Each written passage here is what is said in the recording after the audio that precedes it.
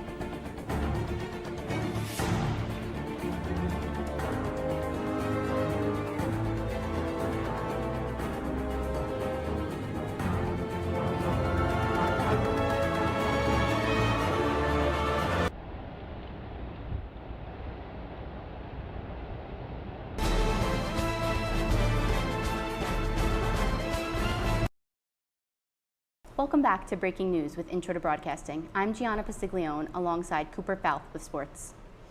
So the weather's finally warmed up. Oh yeah, no, I'm getting real excited for baseball season. Yeah, me too. I'm excited. The Yankees are playing the A's today. Mets are off, so they can't lose. Oh yeah, that's going to be great. It's a shoo-in for sure. Let's find out what's going on around Major League Baseball. We're about 30 games into the regular season, and the start has been anything but ordinary. Between pitch clock violations, suspensions, injuries, and player extensions, it's going to be an interesting 132 games to come. The Tampa Bay Rays do not like to lose this year, coming in hot with the best record in baseball, going 23-6, throwing 6 shutouts against their opponents this year. The Rays pitching staff currently have the lowest ERA in baseball, with a 3.10. The Pittsburgh Pirates wanted to lock up their star outfielder, Brian Reynolds, despite his trade request as of late last year. They did just that with an 8-year, $106.75 million deal, which is the largest deal in Pirates history. Mets ace Max Scherzer was ejected on April 19th for having a sticky substance on his hand. Scherzer claims it was a mix of rosin and sweat that created the sticky substance. Max Scherzer just popped out with a new glove because Phil Cuzzy told him that he had to take the glove he was using out of play. And he's got to go down to the clubhouse, either to wash his hands or get a new glove. Play. If he put his hand in the glove and he felt stickiness inside the glove. So he puts his hand in there. It's very unusual. And then he checks the new one.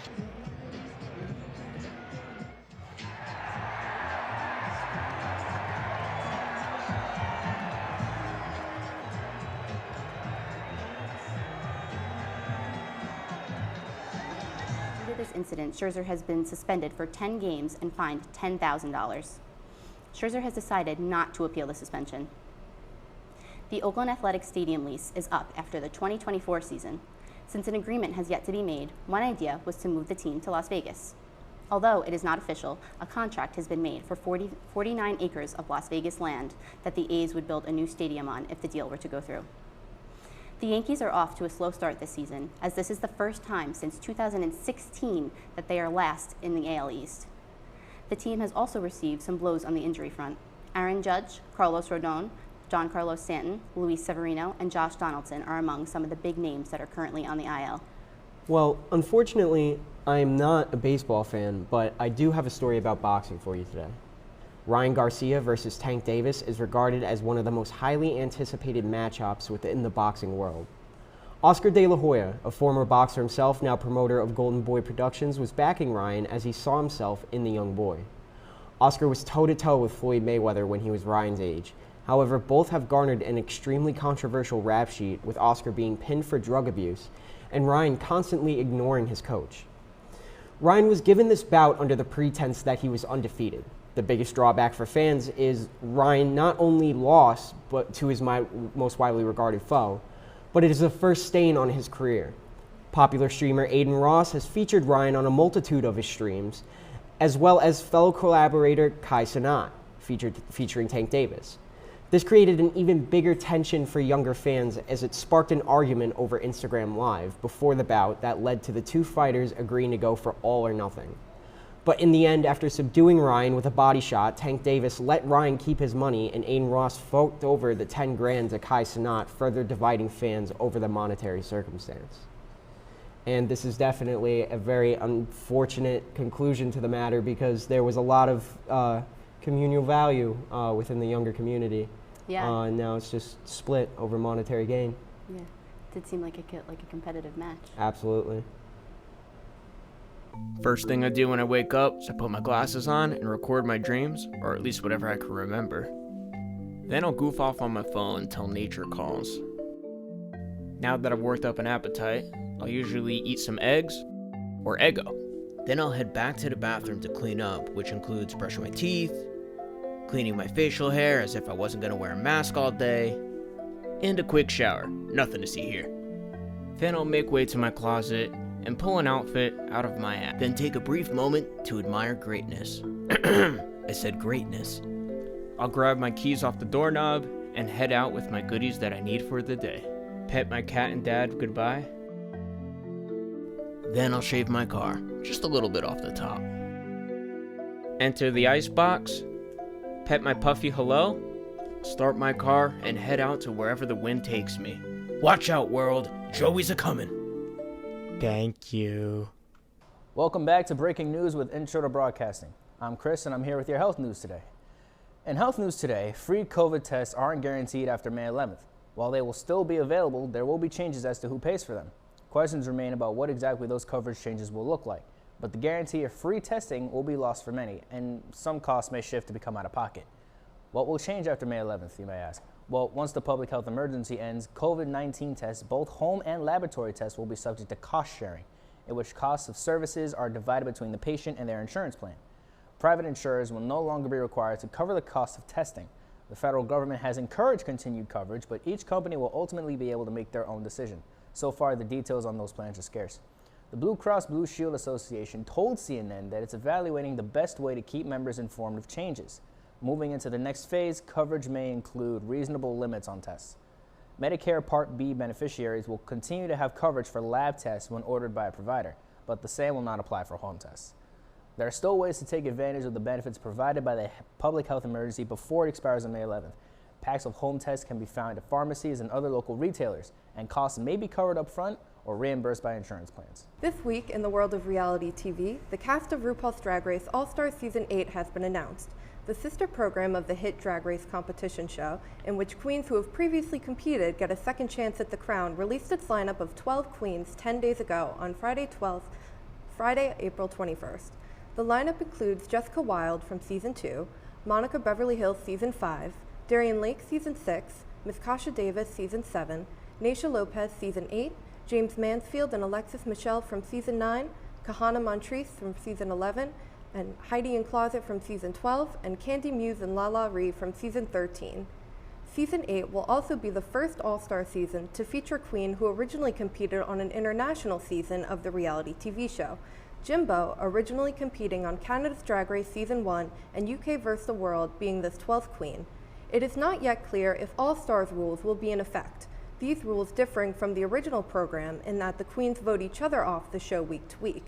Either way, the lineup is shaping Season 8 to be one of the best yet. If I have to take an early guess, I would say Jimbo's taking this year's crown.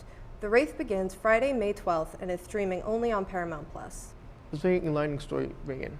Now back to our top story news. K-pop took world by storm, or Korean pop music as some might be confused with kids pop, such as BTS, ESQ, Blackpink, 17, Red Velvet, Twice, Girls' Generation, Big Bang, GOT7, SHINee, Mamamoo, Super Junior, NCT, TXT, Stray Kids, 21, G-Idol, Wonder Girls, G-Friend, TXBXQ, 101, NCT 127, and Hypen. K-pop has a variety of new groups this year, including IVE, Last Orphan, and Mini Rose. At Q Entertainment, the new groups on the rise are G-Idol, Laysum, and BTOB. For you all that has grown a steady support of fans, K-pop will continue to influence the new wave, such as interests, music, and performances, having a profound impact on Korean culture and within the communities. Right back after this commercial break. We're off the hook with a brand new look. We're off the hook. So be soon in, it'll make your day bright. Pumping out content day and night. We promise it'll be a delight. Just hit subscribe. Commercial segments you won't regret. Watching all the action happen. All the two hosts, they've got jokes. Won't wanna miss an episode. Cast and crew are bringing you a whole new set of skits to view. We're off the hook with a brand new look. Welcome back to Intro to Broadcasting. Kevin and James here with some local playoff news from our local New York teams. The Knicks, Game 5 tonight in Madison Square Garden. They got to do better than the last few games, I'll tell you that. Got to win 3 in a row. The New York Knicks advanced to the semifinals for the first time in 10 years, defeating the Cleveland Cavaliers in 5 games. The Knicks stole Game 1 in Cleveland, lost Game 2, then won 3 games in a row, taking down Donovan Mitchell and the Cavs. The Knicks were led by free agent acquisition Jalen Brunson. The stocky point guard led the Knicks in scoring this series. R.J. Barrett, who faced criticism in the first 2 games, rose to the occasion at Madison Square Garden, silencing the critics. All-star power forward Julius Randle is dealing with the same lingering ankle injury that slowed him down during the end of the season. The Knicks take on Jimmy Butler and the Miami Heat in the semifinals. The Miami Heat are led by Jimmy Butler and Coach Spo. Jimmy Butler's heroics took down #1 seed the Milwaukee Bucks and Giannis. The Knicks have the 5 seed and the Heat are the 8 seed, so games 1, 2, 5, and 7 are at the Garden. Go New York, go New York, go. The Knicks got to be able to collect the offensive rebounds. They get under the basket and can't collect them. Yeah, Mitchell Robinson's got to step up. It's time for a hockey update. Following a heartbreaking loss in Game 7, the Rangers season abruptly comes to an end. After winning the first 2 games of the series by an identical score of 5-1, it looked like the series was just about over. However, the Young Devils had other ideas. They gave the nod in net to rookie goaltender Kira Schmidt, who completely shut the door on the Blue Shirts. Ranger fans were visibly displeased with the team performance in the first round, especially after the trades they made to acquire big names like Vladimir Tarasenko and Patrick Kane, who in the end couldn't solve the Devils' rookie goalie. Meanwhile, on Long Island, the Isles season comes to an end following a crushing Game 6 loss in overtime to the Hurricanes off a fluky goal given up by Ilya Sorokin, following a sharp angle shot by Hurricanes forward Paul Stastny. When asked about if his Stars not producing enough had anything to do with the loss, Isles head coach Wayne Lambert said, "I think they were battling. They gave it everything they could, but there wasn't much ice out there for either team." Both New York teams look to retool in the offseason and try to get back on track with a different outcome in October. Gerard Gallant got fired, huh? Yeah. Who's your pick for the Cup, though? Seattle Kraken. You think so? New team, second year. You know, I'm going to have to go with the Panthers. Panthers, Florida. Okay. We'll be right back after this commercial break.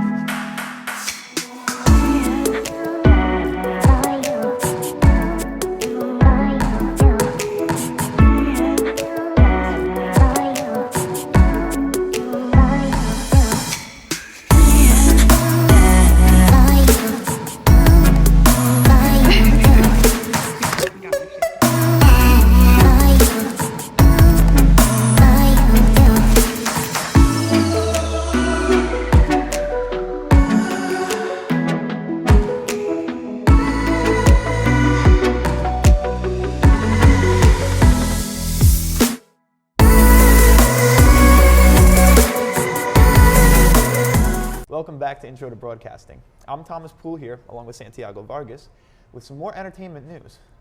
Big year for video games, huh? Yes, it has definitely been, Thomas. Yeah. It's been such a great time. Yeah, all the big companies coming out with a lot of great games. Adaptations, Yeah. TV shows and movies, I think, really great. We're very lucky to be in such a great time for video games.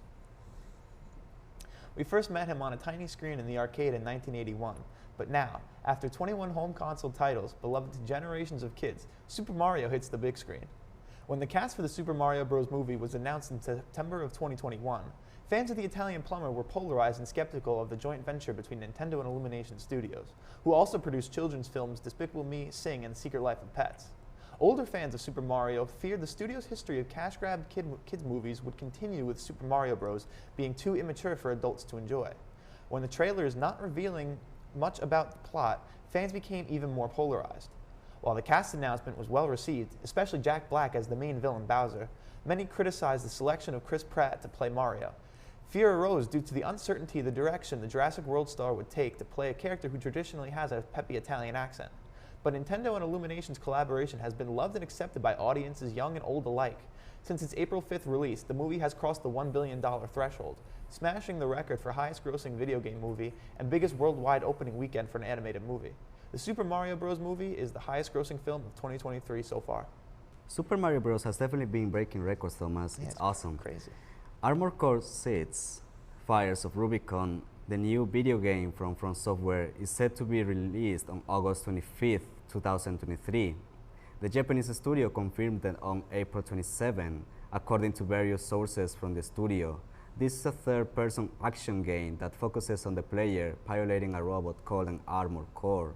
The players will have to customize their own mecha and take on different and challenging missions. The game was announced first on December of 2022. Ever since, there have been new rumors, leaks, and reveals from the studio, showing us what we can expect from this new entry. From Software is the same studio that brought us Elden Ring last year in February, which became one of the biggest hits in the history of video games. The game received critical acclaim from both players and the media, so much that it swept the awards in every gaming award ceremony of 2022, which resulted in becoming the most rewarded game of that year. The studio has since benefited from the attention it has received from the massive success of its game, gaining thousands of new fans across the world and reportedly receiving a new budgetary increase for the studio. Plus, it is confirmed that there is a new Elden Ring DLC in development, and with a bigger fan base than ever, it is no secret why the executives wouldn't want to invest in a studio with such a promising future. We'll be right back after this commercial break.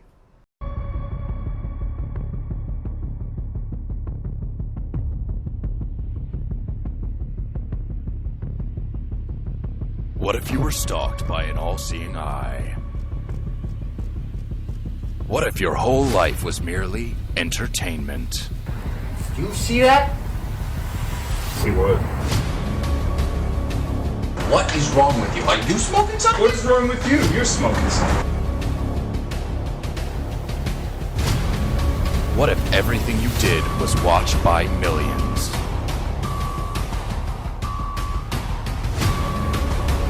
Could you escape the fourth wall? Take it here, buddy. I gotcha.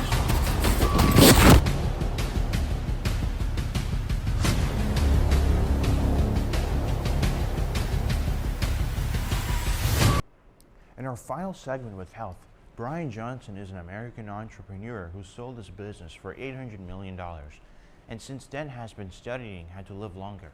He has reduced his epigenic age by 5.1 years with a $2 million food recipe for his life. He spends $2 million a month on 1,977 calories.